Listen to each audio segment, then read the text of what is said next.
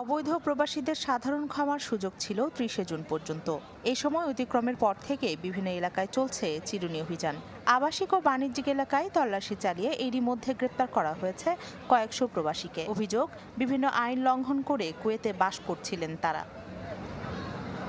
Black Monday down on ভায়োলেটর্স নামক অভিযান শুরুর পর থেকেই বাংলাদেশে অধ্যুষিত এলাকাগুলোতে বাড়ানো হয়েছে নিরাপত্তা। আতঙ্কিত প্রবাসী বাংলাদেশিরা। আমাদের বাস আটকে কুয়েতের আইন শৃঙ্খলা বাহিনী এক একজনের সিভিল আইডিগুলা চেক করছিল যে সিভিল আইডিতে কোনো সমস্যা আছে কিনা বা কোনো মামলা আছে কিনা। কুয়েতের জুড়ে চেকিং চলতেছে। এই চেকের কারণে যাদের আকামা আছে, যাদের আকামা নাই, তারাও আতঙ্কের মধ্যে আছে। এখন সিস্টেম হইলো যে যেখানে কাজ করবেন তার সেখানে আকামা হইতে হবে। এইটা নিয়ে আমরা কর্মস্থলের সমস্যায় জর্জরিত। গ্রেপ্তারকৃতদের ৪ দিনের মধ্যে নিজ নিজ দূতাবাসের সঙ্গে সমন্বয় করে কুয়েত থেকে আজীবন এবং উপসাগরীয় দেশগুলো থেকে ৫ বছরের নিষেধাজ্ঞা দেওয়া হবে।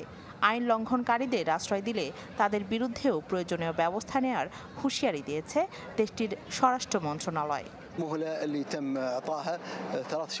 কুয়েতে এত অবৈধ প্রবাসী থাকা সত্ত্বেও আমরা ৩ মাস সুযোগ দিয়েছিলাম। ঈদের বন্ধের কারণে তা আরও ১৫ দিন বাড়ানো হয়েছিল। জনসচেতনতায় চালানো হয়েছিল প্রচারণা, যাতে তারা বৈধ হওয়ার সুযোগ পায় কিংবা নিজ দেশে ফিরে যায়।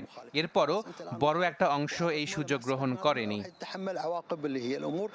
গত ১৭ মার্চ থেকে শুরু হওয়া অবৈধ প্রবাসীদের সাধারণ ক্ষমার মেয়াদ ১৭ জুন থেকে ৩০ জুন পর্যন্ত বাড়ানো হয়। তবে এই সময়ের মধ্যে সাধারণ ক্ষমার জন্য আবেদন করেছেন মাত্র ৩৫,০০০ প্রবাসী, যেখানে কুয়েতে অবৈধ প্রবাসী রয়েছে ১,২০,০০০।